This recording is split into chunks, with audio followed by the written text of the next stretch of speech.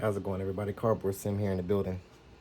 And this will be the third update for the Sim Annual. So, a couple things. One, I got my bezel printed out. Finally, took me 3 times to get the measurements right, but she looks good. I'm gonna show you here that in a minute. And I've been working on my my elevator trim indicator. So most of you know, like for Cessnas, the indicator is right next to the trim wheel on the center pedestal. Well, on the Bonanza, it sits just above the trim wheel right there by the right knee. And right above is like a little glass window, and it shows, your trim levels. So I've been working on that. So I'm about to show you that as well. So let me get the camera turned around. I'm gonna show you what I got going on. All right, so number one, there is the bezel for the JDI. She looks good, fits perfect. And I went ahead and moved the iPad up a little bit to center that on that bezel, so that looks good. I also took the time to take this panel here and shift it over so that that's a little bit more center there, so you can see, a little bit of both sides. So that is the bezel, so that's cool there. Let me go ahead and get you over to what I'm working with. All right, so here we go. So just your typical 9G server. Comes in a pack of, I don't know, 5 or so. And so I found a 9G wheel, servo wheel, on somebody's website. I can't remember, but it was free. So I'm like, oh, that looked like the right size I need. So I printed that out, and I just took some white paper. And after I got my servo set up in mobiflight,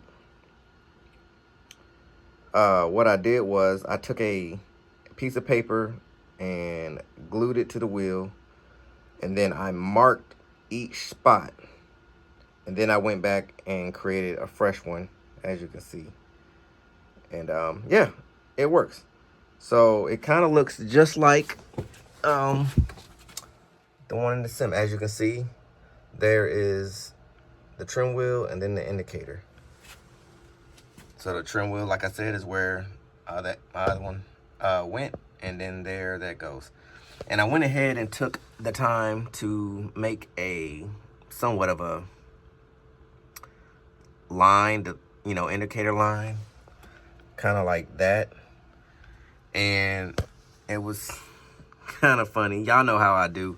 So let me show you what I did. So I took this thing right here, which is the case for my my waterproof, or my rain outfit, pants and jacket, whatever. Anyway, so I cut the clear piece out, and I used that for my glass covering.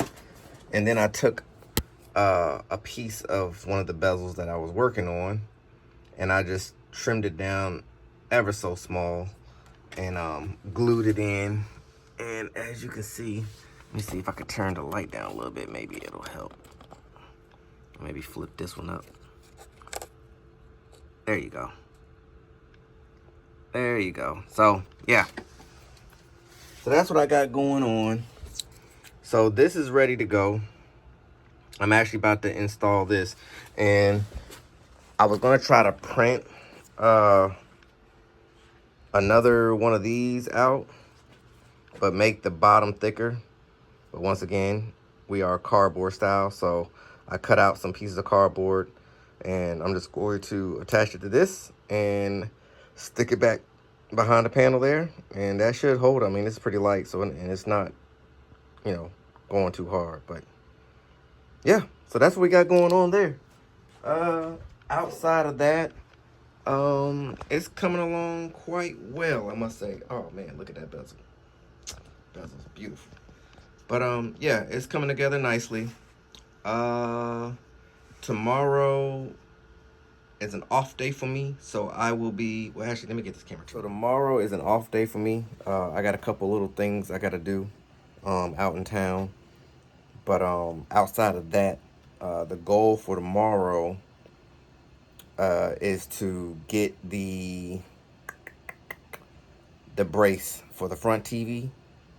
Go ahead and start working on that.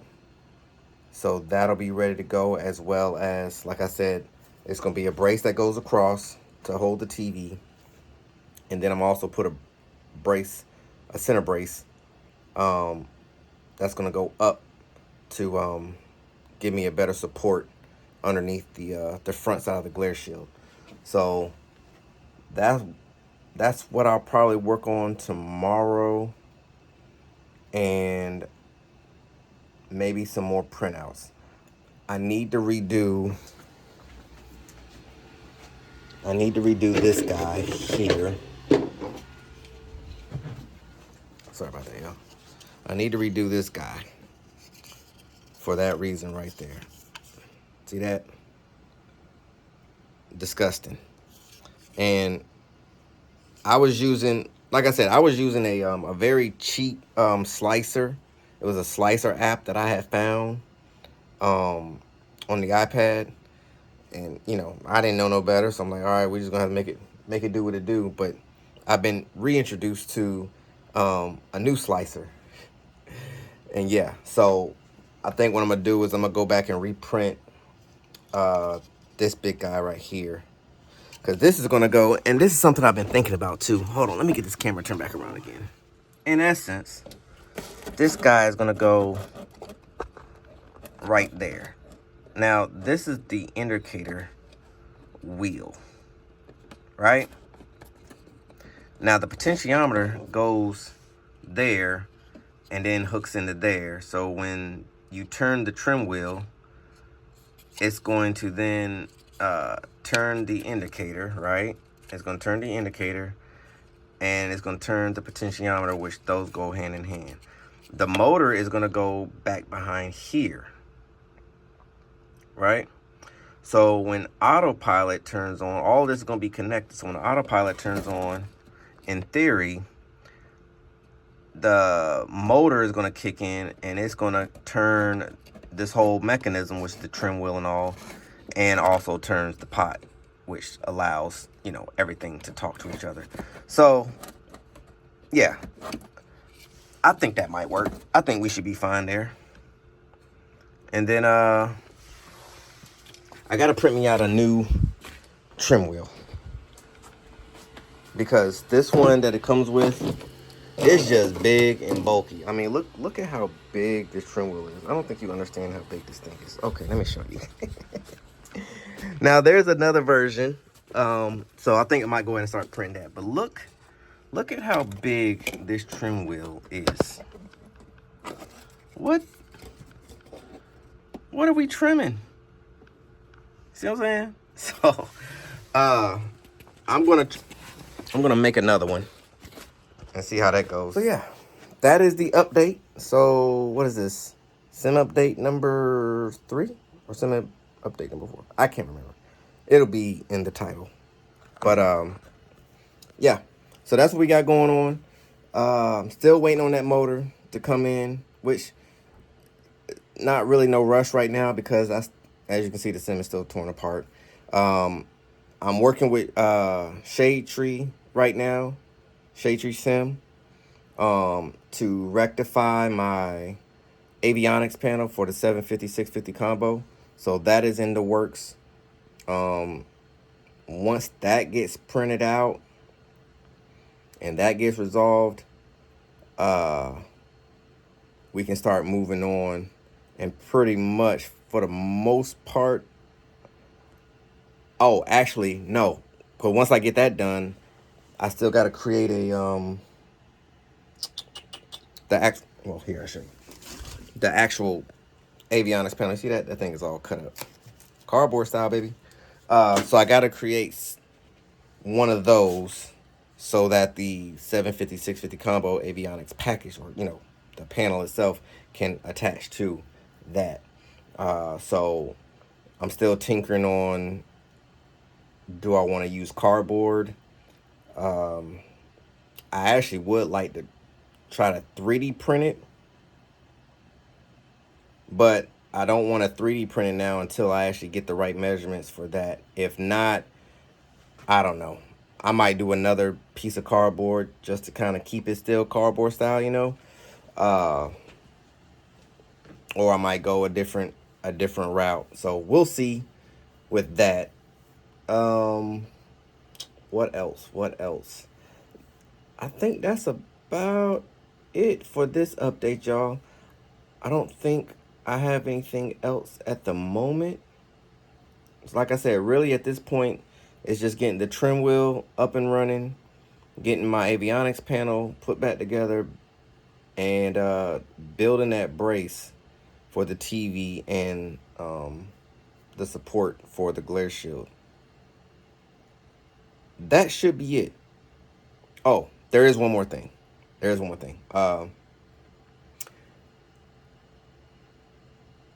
I had an idea for that fan that I was showing y'all earlier in one of my previous videos.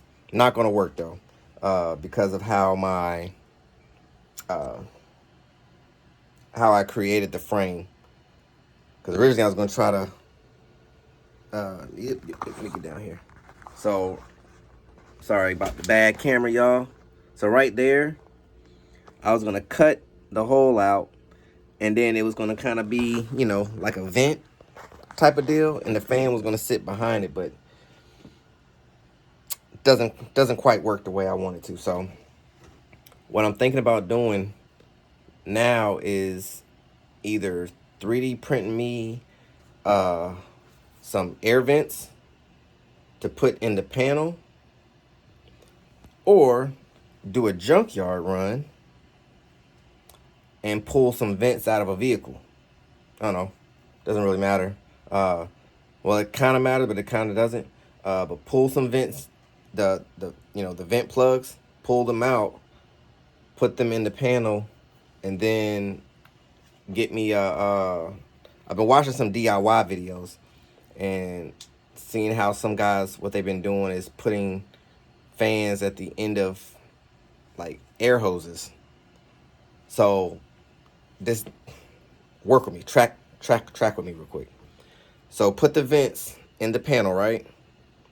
And then attach hoses, and of course, you know, cover it up so there's no air leakage out. It's all coming through the vent. And then run either some what's the word I'm looking for? Some PC fans on the other end, and then, you know, just run that to one of my panels back there to give them power. Either do that or get me some type of air blower that's not too loud, and then just, you know, attach the two hoses, run it in, and call it a day. So that's what's going on. I'm gonna go ahead and try to get this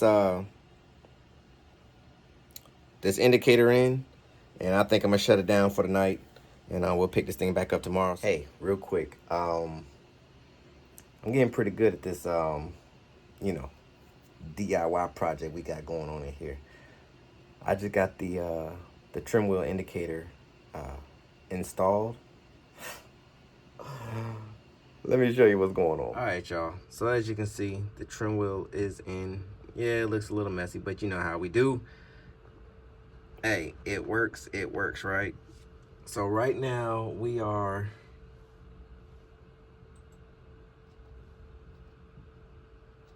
there's 0, right?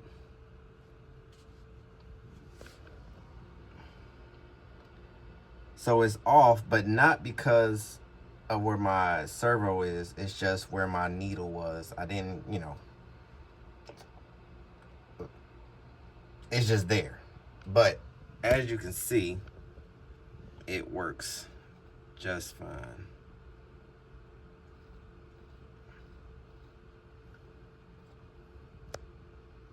There's 9. Like I said, it's off. Not, like I said, not because the servo is off. It's off because my needle. But just like the real thing. And there's the real thing. It keeps getting better. It keeps getting better. Let's put it back to 0. Boom. Boom. Y'all let me know what y'all think about that. I think that's pretty cool. I wish I would have been able to bring it a little closer, you know, because that cardboard, that part right there is pretty thick, but there's so much going on back behind that panel. It's too tight back there for me to carve out, to thin it out, you know. So I mean, it lets me know where I'm at. As long as I can see that, then I'm cool. So that's what we got. On to the next project. CardboardSim signing out.